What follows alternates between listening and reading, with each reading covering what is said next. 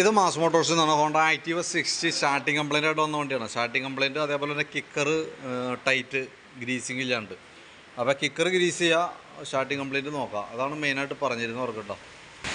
അപ്പോൾ നമുക്ക് അതിൻ്റെ സ്റ്റാർട്ടിങ് കംപ്ലൈൻറ്റ് കാണിച്ചുകൊണ്ടിരുന്നത് ബാറ്ററിയുടെ കംപ്ലൈൻ്റ് ആണ്. അപ്പോൾ നമുക്ക് നോക്കുമ്പോൾ 2023 ഇരിക്കുന്ന ബാറ്ററിയാണ്. നമ്മൾ താക്കോൽ ഓൺ ചെയ്തിട്ട് ഹോണൊക്കെ അടിക്കുമ്പോൾ തന്നെ ഡൗൺ ആയ ഒരു അവസ്ഥയിലാണ്. കാരണം ഹെഡ്ലൈറ്റൊക്കെ കിടന്ന് ബ്ലിങ്കായി കൊണ്ടിരിക്കുകയാണ്. അതുകൊണ്ടാണ് ആ ഒരു അവസ്ഥയിലാണ് പോകുന്നത്. ഇപ്പോൾ നമ്മളിപ്പോൾ ഇൻഡിക്കേറ്റർ ഇടുമ്പോൾ തന്നെ ഇതിനകത്ത് വോൾട്ട് താഴേക്ക് പോകണം, നോക്കിക്കോ 6 വോൾട്ടിലേക്ക് പോകുന്നുണ്ട്.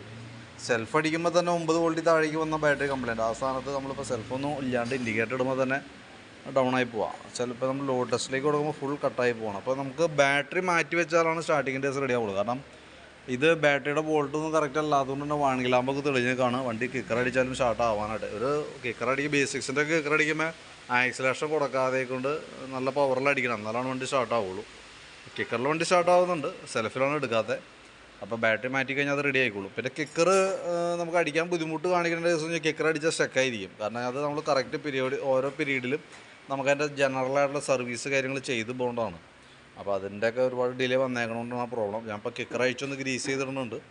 ബാറ്ററി ദിവസം ചെയ്യാം, നമുക്ക് ജനറൽ സർവീസ് സമയം ഉണ്ടെങ്കിൽ ചെയ്യാൻ പറഞ്ഞു. പക്ഷേ നമുക്ക് ഓൾറെഡി നമ്മൾ വണ്ടി വർക്കിന് എടുക്കുന്നത് ബുക്കിങ്ങിലാണ് എടുക്കുക. അപ്പോൾ നമുക്ക് അത് കഴിഞ്ഞിപ്പോൾ കയറ്റിയപ്പോൾ തന്നെ ഒരുപാട് ലേറ്റായി, ഏകദേശം ഒരു 6:30-6:45 ഇപ്പോൾ നമ്മൾ വണ്ടി ഇപ്പോൾ കയറ്റിയപ്പോൾ തന്നെ.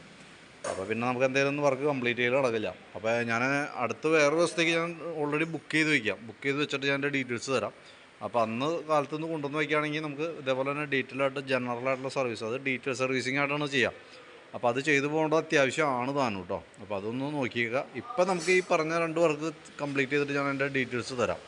വണ്ടി തൽക്കാലം പിന്നെ വിശേഷ ദിവസങ്ങളൊക്കെ ഉള്ളത് തന്നെയല്ല, ഞങ്ങൾക്ക് 3 ദിവസമാണെങ്കിൽ അവധിയാണ്. അപ്പോൾ നമുക്കത് വെറുതെ വണ്ടി ഇവിടെ വെച്ചുകൊണ്ടിരുന്നിട്ട് കാര്യമില്ല. അപ്പോൾ പരമാവധി വണ്ടി ഉപയോഗിച്ചോ, എന്നിട്ട് ഡേറ്റ് ഞാൻ ബുക്ക് ചെയ്ത ഡേറ്റ് ഞാൻ ഇടാം. അപ്പോൾ ആ ഡേറ്റിൽ കൊണ്ടുവന്ന് കഴിഞ്ഞാൽ നമുക്കതിൻ്റെ ഫുള്ളായിട്ട് പീരിയോഡിക് സർവീസ്, ജനറലായിട്ടുള്ള ഡീറ്റെയിൽ സർവീസ് നമുക്ക് ചെയ്തു പോകാം.